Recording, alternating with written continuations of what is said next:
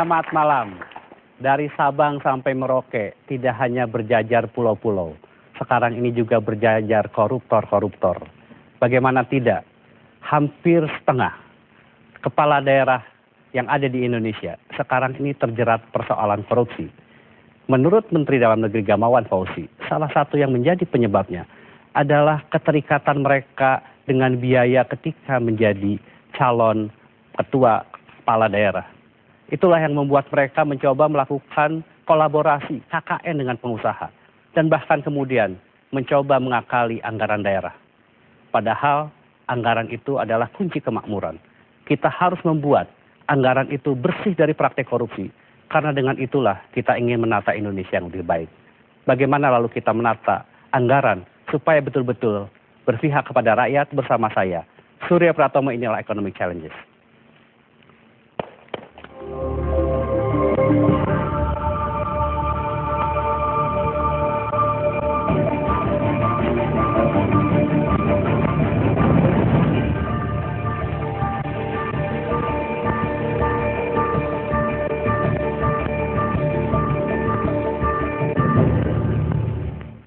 Untuk membahas persoalan yang sangat krusial bagi kehidupan bangsa ini, telah hadir 4 orang narasumber di Grace Studio pada malam ini. Saya akan perkenalkan yang pertama adalah Menteri Dalam Negeri Gamawan Fauzi. Selamat malam Pak Gamawan. Ada juga pengamat ekonomi yang juga adalah anggota Komite Ekonomi Nasional Afiliani, Mbak Afi. Selamat malam. Dan kemudian ada Sekretaris Jenderal Fitra. Fitra itu adalah Forum Indonesia untuk Transparansi Anggaran, Mas Yuna Farhan. Selamat malam Mas Yuna. Dan yang terakhir adalah Direktur Tata Kelola dan Ekonomi Daerah The Asia Foundation. Ya Mas, betul, Mas Erman Rahman. Selamat malam Bapak-Bapak dan Mbak Afi. Kita ingin membahas persoalan anggaran, namun sebelum kita mulai diskusi, mari kita lihat tayangan berikut ini. Dari Sabang sampai Merauke, berjajar koruptor-koruptor. Sungguh memprihatinkan kenyataan bahwa 155 kepala daerah di seluruh provinsi di Indonesia diduga terlibat korupsi. Indonesia terjerat korupsi massal oleh para pemimpin di daerah. Menurut Menteri Dalam Negeri Gamawan Fauzi, korupsi dilakukan kepala daerah mayoritas dengan motif balik modal pilkada. Para kepala daerah ini biasanya mengincar anggaran daerah dan KKN dengan pengusaha. Berdasarkan laporan Komisi Pemberantasan Korupsi, ada 18 modus operandi kepala daerah dalam melancarkan aksi korupsinya. Semuanya mencakup pengadaan barang dan jasa yang dibiayai APBD, penyalahgunaan anggaran, perizinan sumber daya alam, penggelapan, pemerasan, penerimaan suap, dan gratifikasi. Tahun 2010 lalu, ada 10 provinsi dengan tingkat penyelewengan APBD terbesar di Indonesia, yaitu Sulawesi Tengah, Kepulauan Riau, Sulawesi Tenggara, Nanggro Aceh Darussalam, Kalimantan Tengah, Banten, Papua, Sulawesi Utara, dan Papua Barat. Karena anggaran di daerah adalah jantung bagi kesejahteraan rakyat, maka sangat penting bagi Indonesia untuk membersihkan barisan tikus-tikus daerah ini dari Nusantara. Gelegar kasus korupsi di pusat pemerintahan Jakarta telah menghiasi hari-hari kita. Kini, saatnya kita alihkan perhatian kita ke korupsi di daerah yang jauh lebih besar daya rusaknya.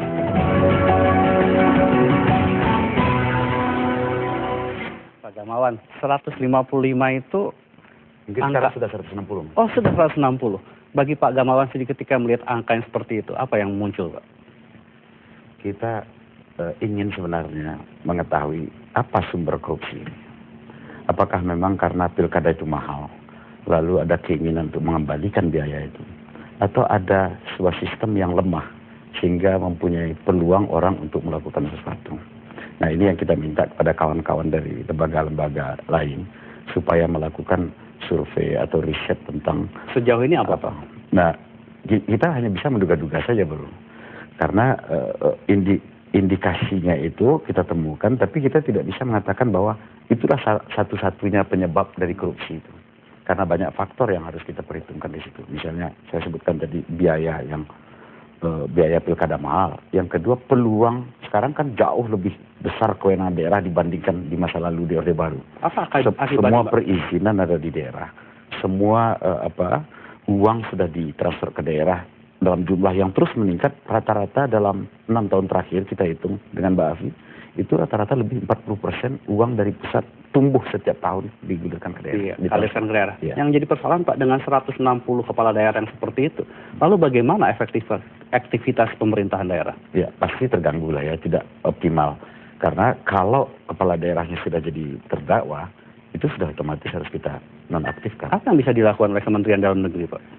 Sejak 2010 yang lalu, awal 2010, kita sekarang sedang melakukan pembinaan kepada semua kepala daerah yang baru diangkat.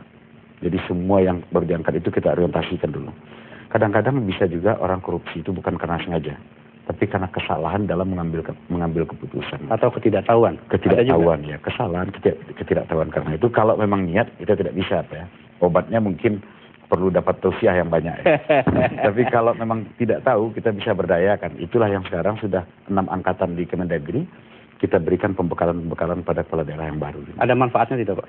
Saya kira ya, setelah mereka kita berikan pengetahuan tentang bagaimana mengurus keuangan, pemerintahan, kemudian aturan-aturan hukum, ada juga jaksa di situ, kepolisian, kemudian orang-orang akademisi yang kita berikan kesempatan memberi pembekalan kepada kita. Mas Yunar, kalau boleh tahu, Fitra melakukan evaluasi seberapa besar tingkat kerugian yang diakibatkan oleh praktik korupsi yang dilakukan kepala daerah itu? Saya kira kalau kita bisa melihat saja dari laporan audit BPK ya, hampir setiap tahun kalau kita lihat memang tren opini itu cenderung mengalami perbaikan, tetapi dari sisi temuan atau kasus mengalami peningkatan. Tadi kalau kita misalnya ingin apa yang menjadi motivasi, saya kira ada dua, dari sisi supply dan demand ya. Dari sisi demand sendiri, kepala daerah itu cenderung ya terjerat di dalam tradisi money politik transaksional dan lain sebagainya. Nah, dari sisi supply sendiri, APBD yang khususnya di korup gitu ya, itu pertama adalah memang kelemahan dari pengaturan yang ada.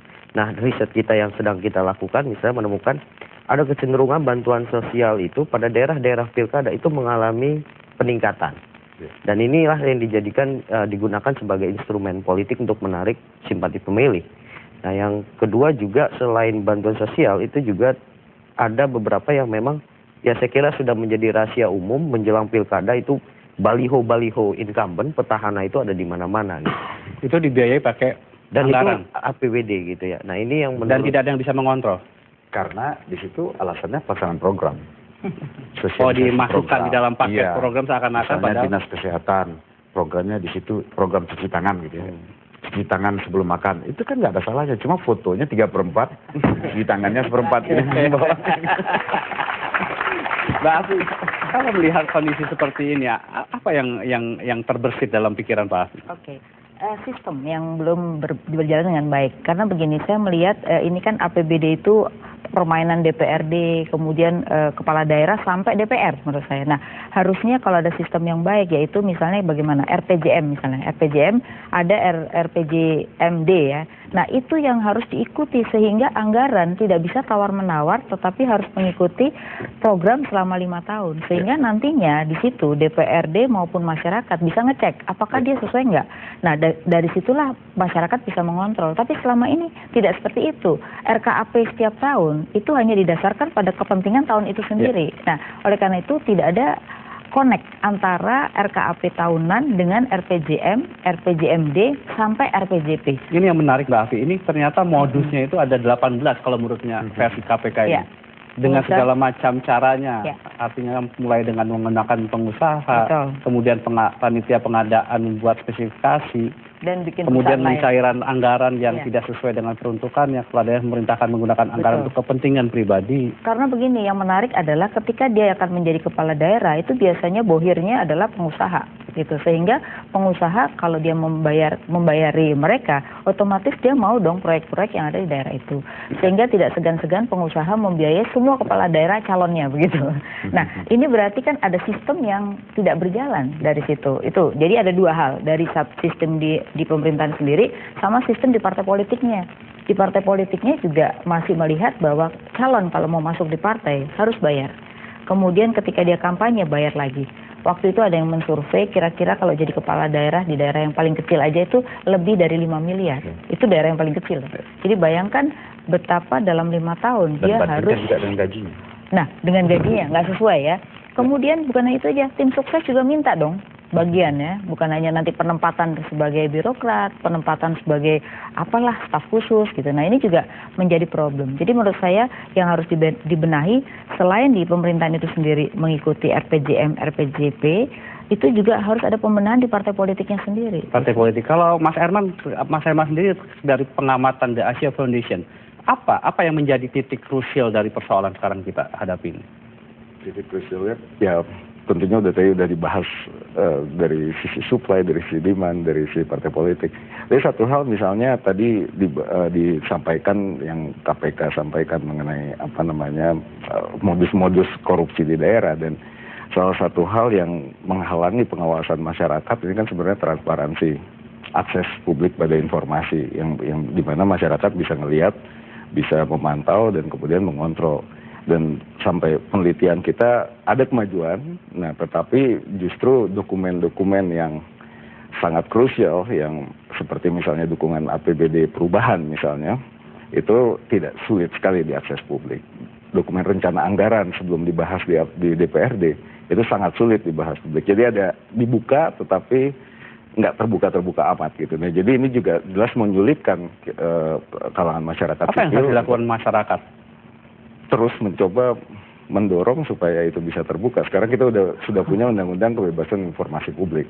Nah itu masalahnya karena tadi tidak ada sistem dari RPJM, RPJP yang bisa diakses. Kalau itu bisa diakses sebenarnya masyarakat bisa tahu bahwa ini sesuai nggak gitu. Nah itu sebagai dokumen awal. Tapi kalau ini berdasarkan mereka kesepakatan DPRD dan kepala daerah saja, maka setiap tahun anggaran bisa berubah-ubah. Dan bahayanya buat investasi itu tidak ada kontinuitas daripada proyek-proyek yang berkaitan dengan investasi. Nah, apa ketertutupan yang dikatakan Mbak Afi ini sebagai salah satu juga penyebab Pak Gamawan? Kalau dilihat dari undang-undang ya, itu tidak ada lagi sebenarnya ya. Karena instrumen undang-undang tentang kebebasan mendapat informasi sudah ada. Tapi persoalannya kan berapa persen masyarakat di daerah itu yang peduli dengan APBD? ya, Saya kira mungkin perguruan tinggi sedikit. iya. Dan itu tidak pula semuanya. Ya. Dan segelintir tokoh. Itu yang waktu kami juga dengan Mas Yuna bicarakan kemarin hasil riset yang dilakukan bersama-sama dengan INDP. Persoalannya ketika kita membahas APBD itu sendiri dan masuk ke dalam internet, itu yang membuka berapa persen? Saya pengalaman 15 tahun jadi kepala daerah, itu tidak terlalu banyak yang peduli dengan APBD. Saya nanti ingin dalami lagi Pak, pos-pos mana sebetulnya yang kalau dengan pengalaman Bapak itu yang potensial untuk kemudian dikorupsi, namun jangan kemana-mana, ekonomi challenge akan segera kembali saat ini.